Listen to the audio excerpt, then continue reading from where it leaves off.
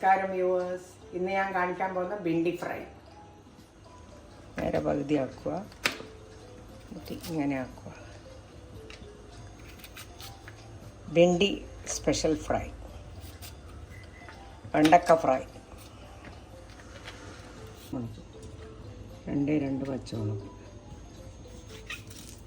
ഒരു സവാള ഇതേപോലെ അരിഞ്ഞിട്ട്, ഒരു 200 ഗ്രാം, പിന്നെ ഒരു ടീസ്പൂൺ ഇഞ്ചി വെളുത്തുള്ളി പേസ്റ്റ്, കരിവേപ്പില ഒരു 2 തണ്ട്, ഉപ്പ്,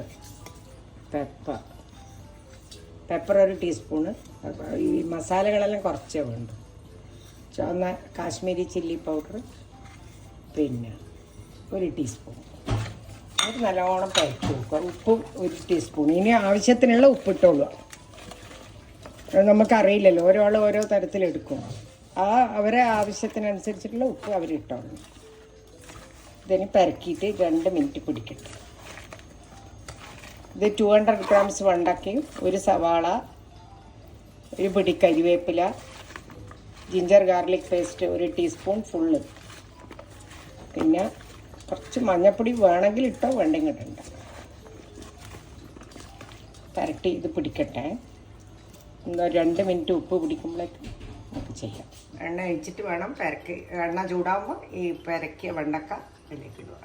2 ടേബിൾ സ്പൂൺ എണ്ണ ഒഴിച്ചിട്ടുണ്ട്.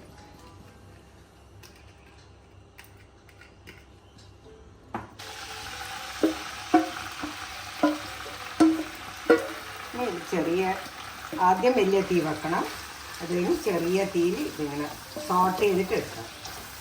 രാത്രിത്തെ ഫുഡായിട്ട് വരെ ഇത് കഴിക്കാം.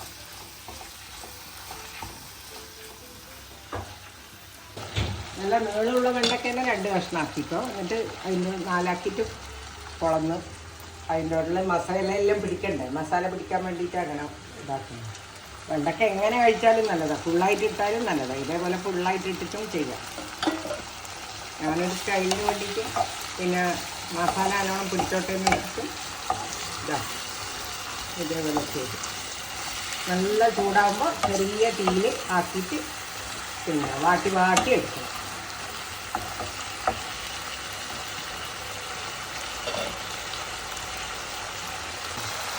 ഈ ലെവലാകുമ്പോൾ അടച്ചു തീ കുറച്ചു. ഈ കുറഞ്ഞ തീയിൽ ആയാൽ വെണ്ടയ്ക്കൻ്റെ നിറമെല്ലാം മാറിയിട്ടുണ്ട്. അതാ ഉള്ളി വാടി, അതങ്ങനെയാണ് ഇത് മനസ്സിലാക്കേണ്ടത്. സോട്ട് ചെയ്യാനുള്ളത് മാത്രമേ ഉള്ളൂ. പച്ചമുളകിൻ്റെ നിറം മാറും, വെണ്ടയ്ക്കൻ്റെ കളറുണ്ടോ മാറിയിട്ട്. അങ്ങനെ സോട്ടഡ് വെണ്ടക്ക, സോട്ടഡ് ബിണ്ടി റെഡി.